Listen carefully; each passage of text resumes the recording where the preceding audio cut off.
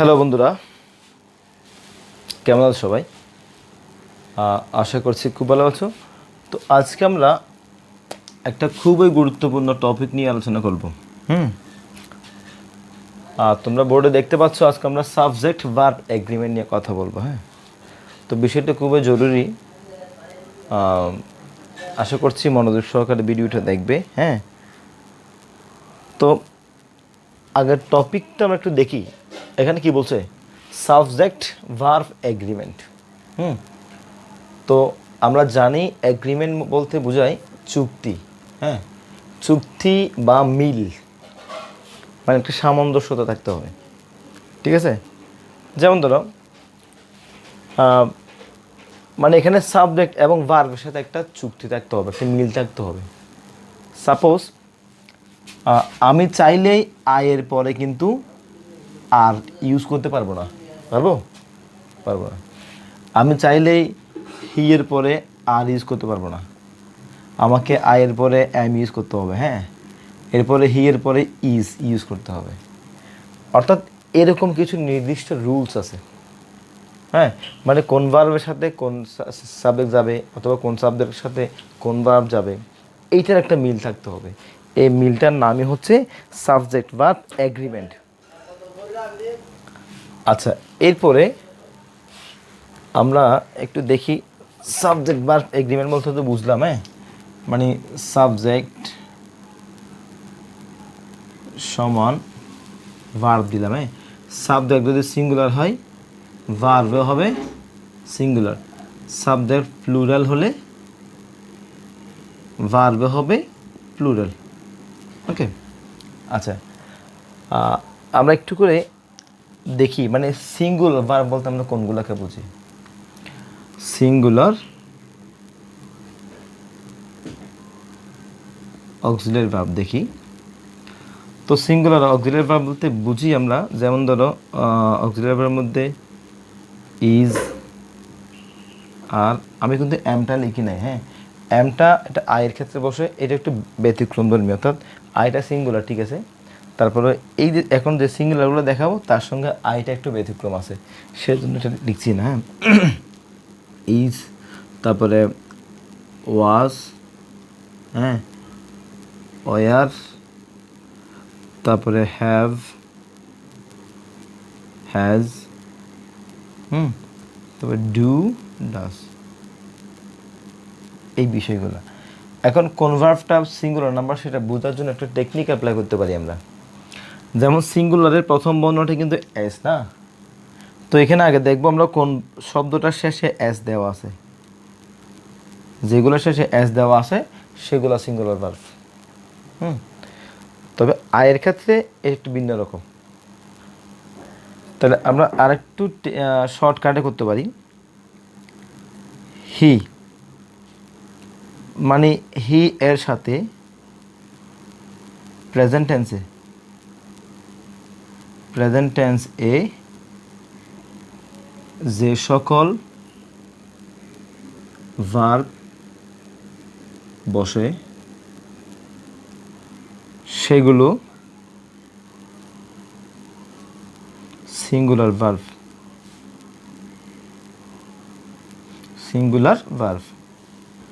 যেমন ধরো আমি যদি বলি সে বিদ্যালয়ে যায়, তখন কি বলি? হি গোজ টু স্কুল। এখানে কিন্তু একটা অ্যাজ দেওয়া আছে, ক্লিয়ার। তারপরে সে ভাত খায়, হি ইটস রাইস। তুমি হি ইট বললে হবে না। তারপর করিম ইটস রাইস, হ্যাঁ, কামাল ইটস রাইস, এই টাইপের। তার মানে এক কথা আমরা কি পেলাম?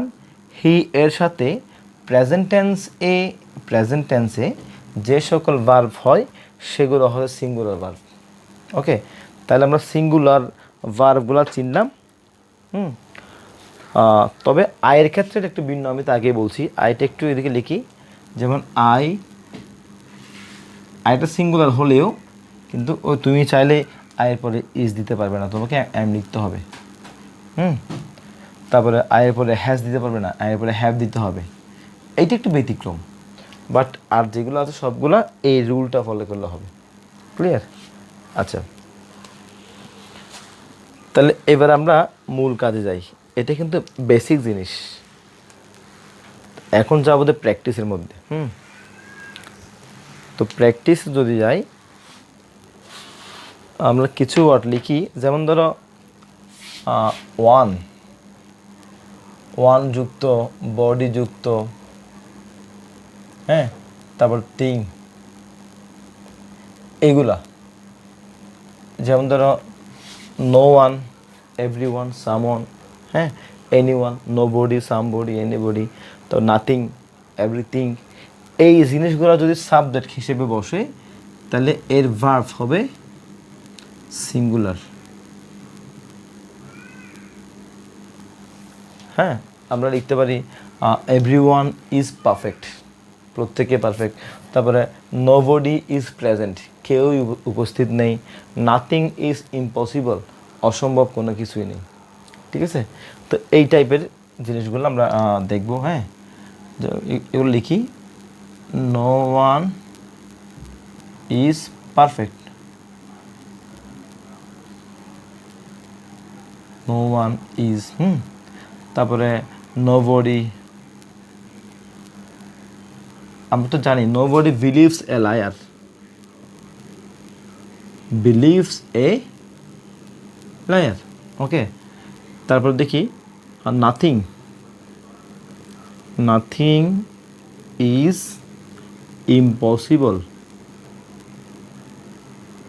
মানে কোনো কিছুই অসম্ভব নয়। তাহলে আমরা এটা কি বুঝতে পারলাম? ওকে, এটা সিঙ্গুলার ফর্ম হবে। আচ্ছা, এখন আরেকটা বিষয় দেখি, আমি কিন্তু যেগুলো করাচ্ছি এগুলো তোমাদের বই আছে, তো সেগুলো আমি সেই জন্য বোর্ডে ক্লিয়ার, মানে একেবারে এলাবোরেটলি লিখতেছি না, যেগুলো বেসিক জিনিস শর্টকাটে বোঝানোর দরকার সেগুলো লিখছি।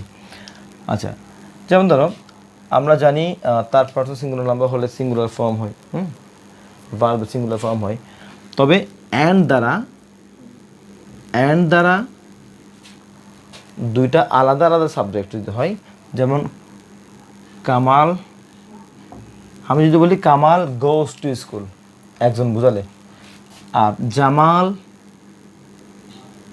গোস টু স্কুল, একজন বুঝালে।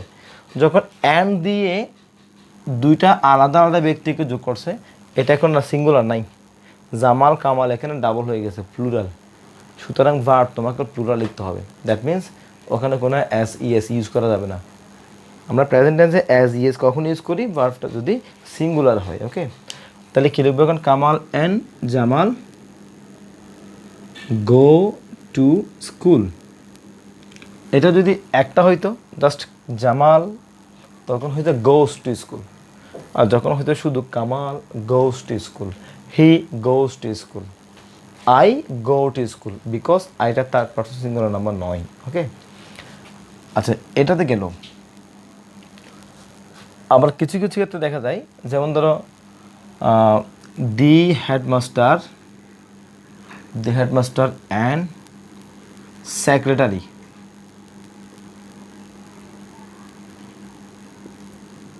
দি হেডমাস্টার অ্যান্ড সেক্রেটারি, এখানে একটা বিভাব হবে কামিং। আরেকটা হতে পারে the headmaster and the secretary বিভার্ভ coming. এখন এই বিষয়ে একটু করে আমাদেরকে নজর দিতে হবে। এখানে একজন হেডমাস্টার, এখানে একজন সেক্রেটারি, হ্যাঁ, এরকম যদি থাকে, তো প্রথমটার আগে যদি দি থাকে, দ্বিতীয়টার আগেও যদি দি থাকে, তাহলে বুঝতে হবে এর দুটোটা আলাদা ব্যক্তি। যেমন এখানে হেডমাস্টার একজন আলাদা, আর সেক্রেটারি উনি আরেকজন আলাদা। তার মানে এখানে দুইজন, দুটোটার আগে কিন্তু দি দেওয়া আছে, অর্থাৎ দা দেওয়া আছে। হ্যাঁ, তাহলে the headmaster and the secretary, এখানে দুজন ব্যক্তি। তাহলে তোমাকে ভার্বটা প্লুরাল লিখতে হবে। The headmaster and the secretary are coming. উপরেরটাতে আমরা দেখতে পাচ্ছি দ্য হেডমাস্টার দেওয়া আছে, বাট সেক্রেটারির আগে কোনো দা দেওয়া নাই। সুতরাং এটা বুঝতে হবে যিনি হেডমাস্টার তিনি সেক্রেটারি, এটা একজনই ব্যক্তি। তাহলে ভার্বটা সিঙ্গুলার লিখতে হবে। এটা একটু মনোযোগ দিবে। হ্যাঁ, আরেকটা বিষয় দেখি আমরা, যদি আমরা দেখি যে কোনো একটা সেন্টেন্সে first person, second person, third person, এই তিনটা পার্সনই সাবজেক্ট। যেমন করিম, তুমি এবং আমরা তিনজনই ওখানে গিয়েছি, তাহলে এখানে করিম থার্ড পার্সন, তুমি second person, I first person. তাহলে তিনটা পার্সনে যদি সাবজেক্ট হয় সেক্ষেত্রে আমরা কোন পার্সনটাকে আগে লিখব সেটা নির্দিষ্ট একটা নিয়ম আছে অবশ্যই।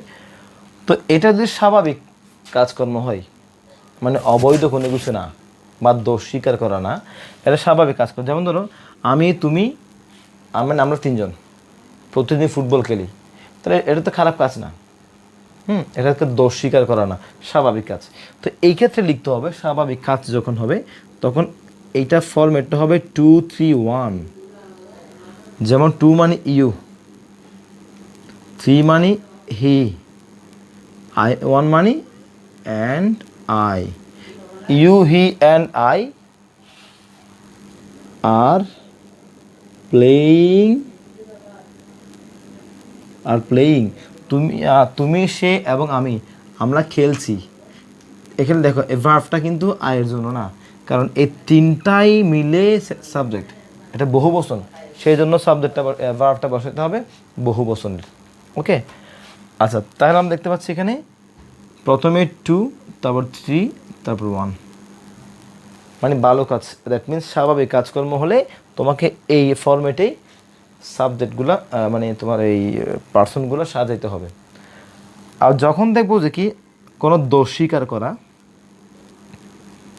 স্বীকার বা অপরাধ স্বীকার করা, মানে আমরা তিনজনই এই কাজটার জন্য দায়ী, তো সেই ক্ষেত্রে আগে হবে, সেক্ষেত্রে ফর্মুলা এটা 1 2 3, 1 2 3, মানে এক্ষেত্রে 1টা লাস্টে, এক্ষেত্রে 1টা ফার্স্টে।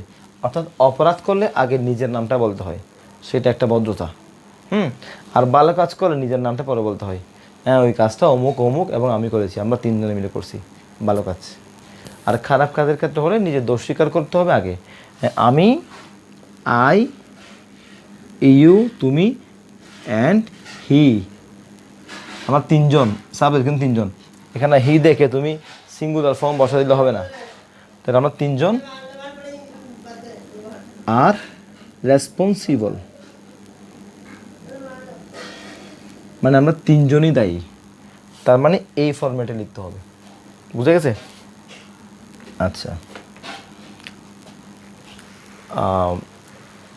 আসলে আমরা যতই গভীরে যাচ্ছি বিষয়গুলো কিন্তু মানে কঠিন কঠিন কঠিন টপিকগুলো নিয়ে আলোচনা করছি, হ্যাঁ, বাট এগুলো ইজিলি হয়ে যাচ্ছে, প্র্যাকটিস করতে হবে। ওকে, আচ্ছা, এরপরে আমরা দেখতে পাচ্ছি অনেক সময় দেখা যায় দি কালার, এখানে কালারকে ইউ না দিয়েও কালার করা যায়, হ্যাঁ, দি কালার অফ মাই আইস, এখানে একটা বিভাব বসবে ব্ল্যাক। তারপর কি দ্য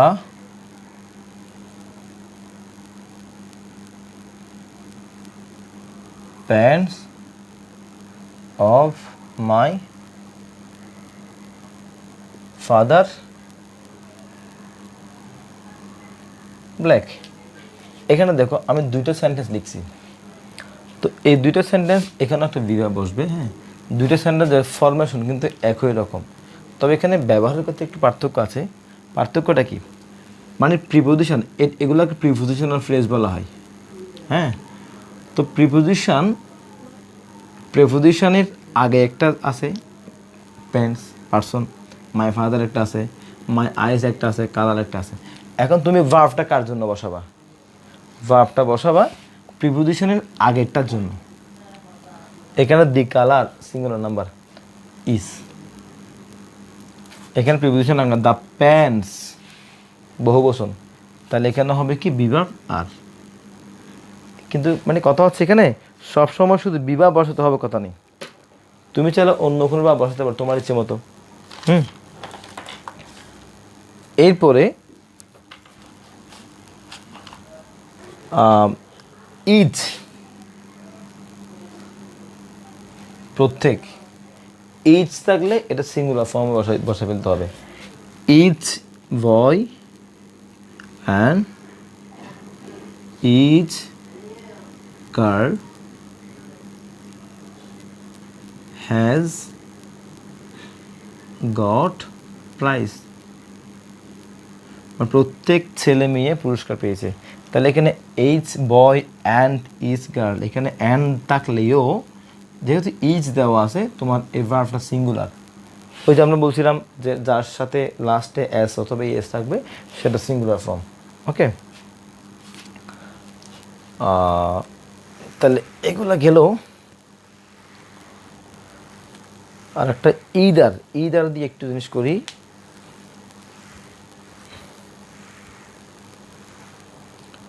হ্যাঁ, ইদার, নিদার, বাট, মানে ইদার অর নিদার নর এই টাইপের আর কি। তো এরকম হলে আমরা কি ধরনের বসাবো দেখো, either he or his friends, এখানে আমরা একটা হ্যাভ বার বসাবো, টু হ্যাভ বার কাম।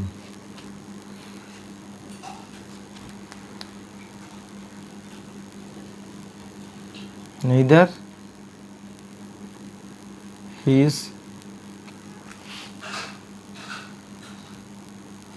friends nor he, তাও টু হ্যাভ বার কাম। he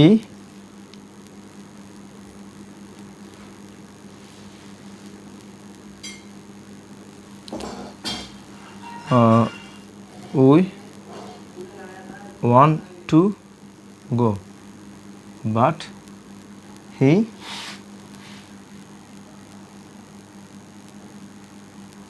আচ্ছা এখানে দেখি either he or his friends, এখানে হি একটা আছে, আবার দিকে হিজ ফ্রেন্ড আছে, এখানে হিজ ফ্রেন্ড আছে, এখানে হি আছে। তাহলে আমরা ভার্বটা কার জন্য বসাবো? এটা বসাবো ওই অর নর বাট এর পরেরটার জন্য। তাহলে either he or his friends have come, হ্যাভটা প্লুরাল জন্য বসে, ঠিক আছে?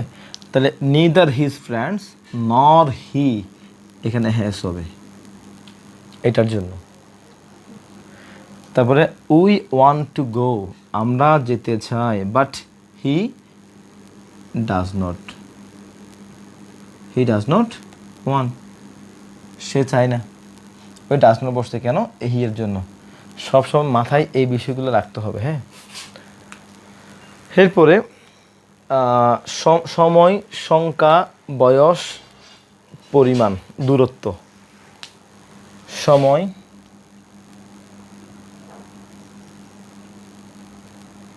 সংখ্যা, দূরত্ব, পরিমাণ, আর একটা কি আছে? সময় তো বলছি, বয়স, বয়স, এই পাঁচটা, হ্যাঁ।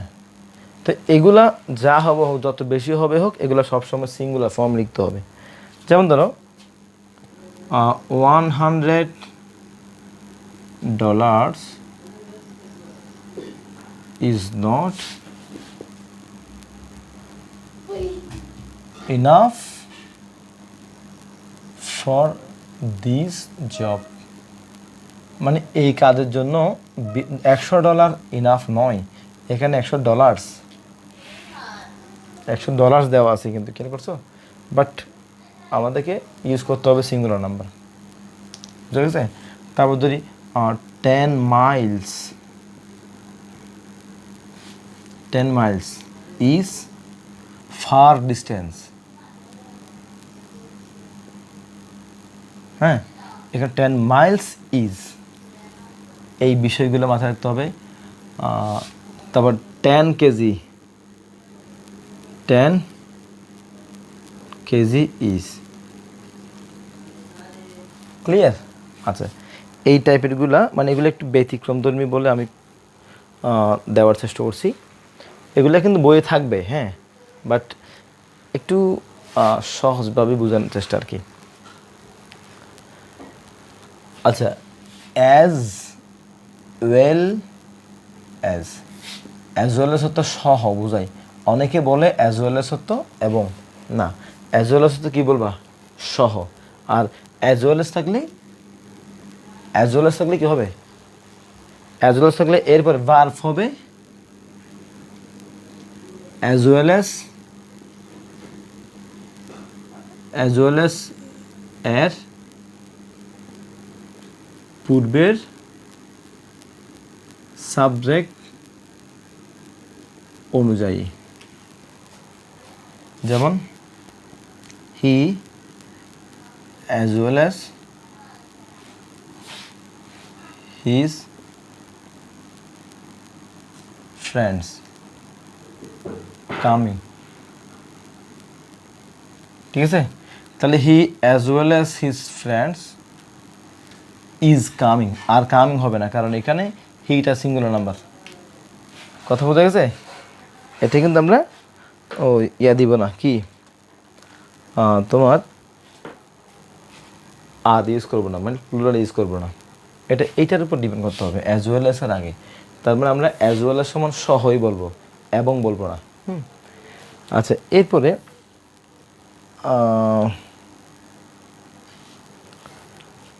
Collective noun.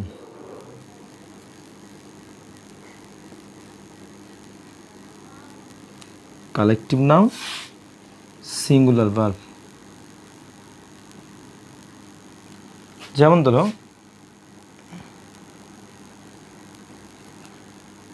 দ্য গ্রুপ অথবা দিস গ্রুপ ইজ অ্যাক্টিভ, মানে এই গ্রুপটা অ্যাক্টিভ আছে, কর্মঠ আছে, সক্রিয় আছে। আচ্ছা, গ্রুপ গ্রুপ কিন্তু একজন না, এই গ্রুপের মধ্যে অনেকগুলা লোক আছে। তাহলে কালেকটিভ নাউন বলতে কি, একটা দিয়ে মানে একটা ওয়ার্ড দিয়ে ওই জাতীয় সবগুলোকে বোঝানো, মানে একের চেয়ে অধিককে বোঝানো। যেমন ধরো গ্রুপ মানে দল, টিম মানে দল, ফ্যামিলি, ক্লাস, এগুলো কালেকটিভ নাউন। মানে ক্লাস মানে আমি যদি বলি ক্লাস 6, তাহলে ওই 6-এ সবাইকে বোঝালাম। কথা বোঝা গেছে? আর গ্রুপ মানে ওই গ্রুপে সবাইকে বোঝালাম। তাহলে এগুলো কালেকটিভ নাউন। কালেকটিভ নাউন দেখলে তোমাকে বার বসাতে হবে সিঙ্গুলার। তবে কালেকটিভ নাউনটাকেও যদি বিভিন্ন ভাগে বিভক্ত করা হয়, তখন এই ক্ষেত্রে প্লুরাল নাম্বার হয়ে যাবে। যেমন ধরো this group are divided into 5 groups, মানে এই গ্রুপটা 5টা গ্রুপে বিভক্ত হয়ে গেছে, বিচ্ছিন্ন হয়ে গেছে। সেই ক্ষেত্রে তোমার গ্রুপের পরে প্লুরাল নাম্বার ইউজ করতে হবে।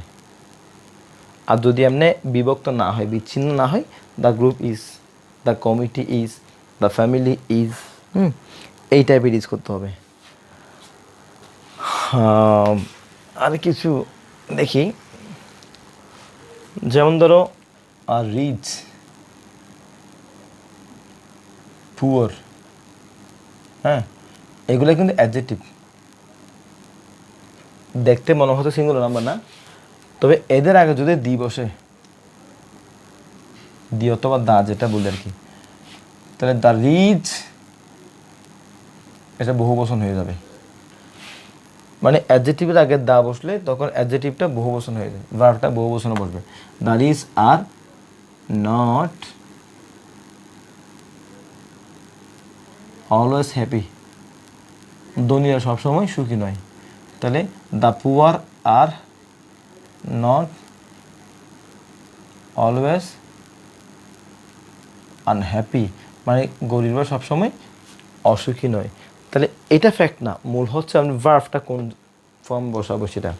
তাহলে এখানে রিচ এর আগে মানে অ্যাডজেক্টিভের আগে দিয়ে থাকলে বহুবচন হবে, অ্যাডজেক্টিভের আগে দিয়ে থাকলে বহুবচন ইউজ করতে হবে।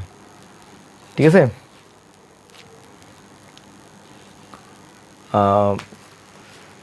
আরও অনেকগুলা আছে, যেমন ধরো সংখ্যার ক্ষেত্রে আমরা একটু করে দেখি 2 and 2 makes 4, হ্যাঁ, এটা সংখ্যা না? যেমন স্লো অ্যান্ড স্টিডি, এই দুইটা অ্যান্ড দ্বারা যুক্ত থাকলেও কিন্তু এটা আলাদা না, এটা একটাই মিনিং। আমরা অধ্যবসায় বলতে পারি অথবা ধীরে ধীরে বলতে পারি, ধীরে ধীরে, এটা একটাই ওয়ার্ড, ধীর। স্লো স্টিডি উইন্স, তখন এটা সিঙ্গুলার নাম্বার হয়ে গেল। মানে অ্যান্ড দ্বারা যুক্ত থাকলেও দুটোটা মিলে যখন একটা অর্থ হলো তখন এটা সিঙ্গুলার নাম্বার, উইন্স। তবে এটা যদি সংখ্যা হয়, গাণিতিক হিসাব হয় 2 and 2, তখন তুমি এটাকে সিঙ্গুলারে ইউজ করতে পারো, প্লুরাল ইউজ করতে পারো। 2 and 2 makes 4ও বলতে পারো, অথবা 2 and 2 make 4ও বলতে পারো, সমস্যা নেই। তবে সেটা হয়তো হবে গাণিতিক। আর এমনি গাণিতিক না হয় যদি এভাবে হয়, তখন ব্রেড অ্যান্ড বাটার ইজ, এই টাইপের বলতে হবে।